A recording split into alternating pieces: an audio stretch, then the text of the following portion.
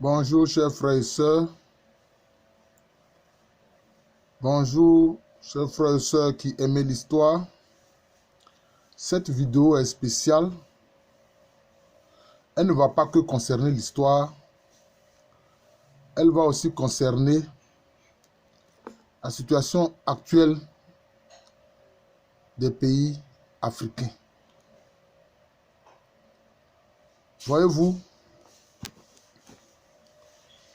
aujourd'hui nos républiques sont calquées sur le modèle occidental avec des partis qui s'opposent, qui vont à des élections, et alors il est dit que ceux qui ont la majorité gouvernent, les autres critiques s'opposent, etc. Ce qui crée assez souvent des dissensions. Le président élu se proclame président de tous, alors qu'il sait très bien qu'il y en a qui ont voté contre lui et qui n'ont pas voulu de lui. Tout ça, ce sont des jeux de contraires qui ne créent jamais en réalité la cohésion sociale.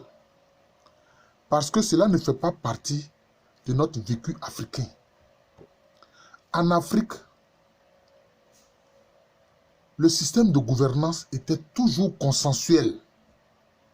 Ce n'était pas lié à des gens qui gouvernent et à d'autres qui s'opposent, non. C'était toujours consensuel. Toutes les forces vives du pays participaient à la gestion du pays, du royaume, ou en tout cas du pays, de l'espace.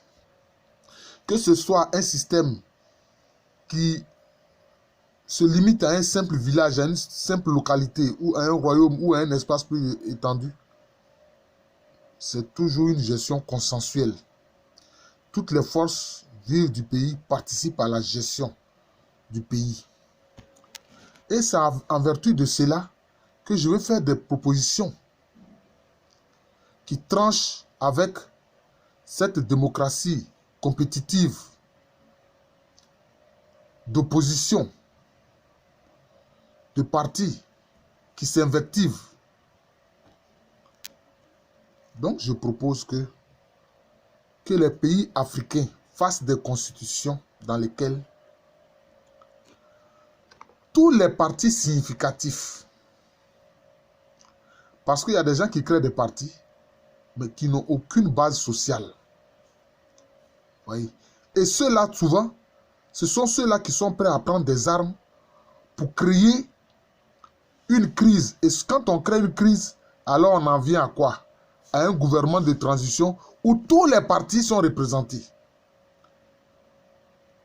À un gouvernement d'union nationale où tous les partis sont représentés. Mais si c'est ainsi, pourquoi ne pas prévoir le gouvernement d'union nationale déjà dans la Constitution? Au lieu de laisser une crise survenir pour qu'on en vienne à un gouvernement d'union nationale. C'est pour cela que ma proposition de constitution prend à la base et pour objectif le gouvernement d'union nationale. Qu'est-ce que ça dit? On va d'abord aux élections législatives.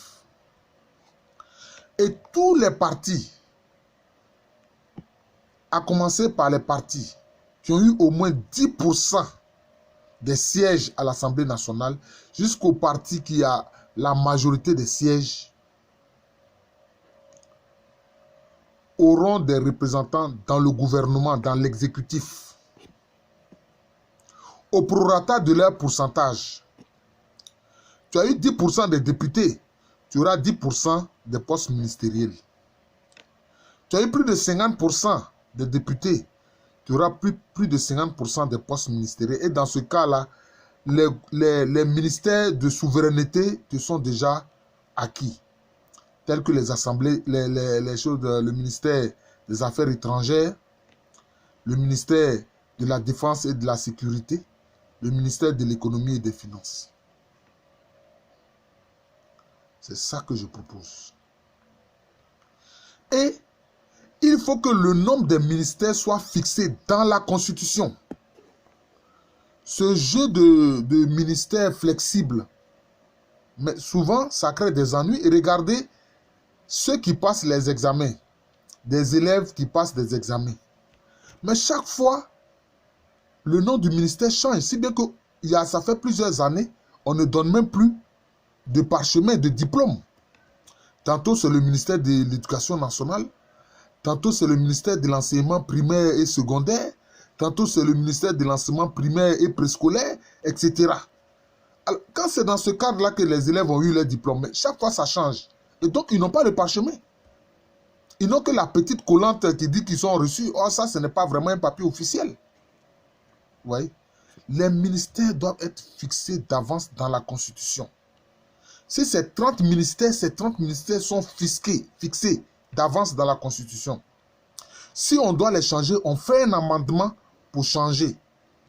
Mais le nombre de ministères et les titres, les titulatures doivent être déjà fixés dans la Constitution. C'est ce qu'il propose. Autre chose, pourquoi dépenser des milliards pour élire un seul homme, président de la République? Non. À partir du moment où on a fait les élections législatives, il est évident que le parti majoritaire, c'est de lui que sort le président de la République qui est élu par l'Assemblée nationale. Et le vice-président, lui aussi, il sort du parti qui seconde, c'est-à-dire après le parti majoritaire, celui qui vient, qui est la deuxième force politique, c'est lui alors qui donne le vice-président. Qui remplace le président en cas de disparition ou d'incapacité de celui-ci. Maintenant, si on veut, il peut avoir un premier ministre qui, lui, va sortir du parti qui vient en troisième position. Mais tous les partis qui ont eu au moins 10%, les partis qui ont eu au moins 10% de l'électorat, des législatives, tous ceux-là, ils ont leur ministre dans le gouvernement, ils sont dans l'exécutif. Voilà, c'est très important. Mais tous doivent travailler en cohésion et avoir le respect du président de la République qui a été élu et qui est issu du parti majoritaire. Autre chose, dans la Constitution, on doit disposer que le président de la République, le vice-président, n'ont que 2 mandats. 2 mandats. Et on précise que cet article de la Constitution-là ne peut pas être modifié. C'est un article qui est intangible. Pour ne pas qu'on dise non, on a fait un référendum et que moi je peux faire un 3e mandat ou un 4e mandat. Ça ne fait pas sérieux. Ça ne fait pas sérieux. Ça ne fait pas sérieux. Et la commission électorale indépendante doit être constituée de gens qui ne sont pas des politiciens. Ceux qui ne sont pas des politiciens, qui ne sont pas des militants du parti. Ce sont des gens de la société civile, des religieux, dont on connaît la droiture, dont on connaît, je peux dire, la haute conscience nationale. C'est ceux-là qui vont faire partie de la commission électorale indépendante. C'est très important. Et puis tous les ministres, tous ceux qui vont être choisis par leur parti, les partis donc qui sont représentés à l'Assemblée nationale pour faire partie du gouvernement, ils passent devant une commission de justice, devant des magistrats de la République. Et on les interroge pour voir leur moralité. S'ils ont eu à commettre des actes immoraux, ils ne peuvent pas être ministres. C'est clair. Maintenant, quand les gens prêtent serment dans nos républiques, ils prêtent serment sur quoi? On prête serment toujours sur quelque chose. Alors, parce qu'on dit que la République est laïque, alors on ne peut pas prêter serment sur la Bible, sur le Coran, etc. Ou au nom des ancêtres. Ah non. On prête toujours serment sur quelque chose. Si le président de la République, il est chrétien, il va prêter serment en posant la main sur la Bible au nom de Dieu, au nom du Christ. S'il est musulman, il va poser sa main sur le Coran et prêté serment de servir fidèlement la nation au nom d'Allah et de son prophète Mohammed. Mais on prête serment au nom de quelque chose. Mais on dit oui, je jure sur l'honneur. Quel honneur? Tu es malhonnête et puis tu dis tu jures sur l'honneur. Ça, c'est un problème. Maintenant, s'il est animiste, il va jurer au nom de ses ancêtres. C'est tout, il jure au nom de ses ancêtres. Hein? De servir fidèlement la nation. Mais en tout cas, il ne faut pas que ce soit des serments, dit-on sur l'honneur. Quel honneur? On prête toujours serment au nom de quelqu'un. Ou de quelque chose. Voilà. Je trouve que c'est très très important. C'est très important. Et puis, il ne faut pas donner autant de pouvoir au président de la République qui nomme les représentants des autres institutions, le président de la Cour suprême, du Conseil constitutionnel et tout ça. Non, ce ne doit pas être lui qui doit le faire. Non. C'est l'Assemblée nationale qui doit contacter les magistrats, etc. Et eux lui font des propositions sur l'homme qui est habilité à être le président de la Cour suprême, le président du Conseil constitutionnel. Et ceux-là, l'Assemblée nationale va les entendre. Et puis aussi, ils vont être interrogés par une commission pour voir leur moralité. Leur moralité. Leur moralité. C'est très important.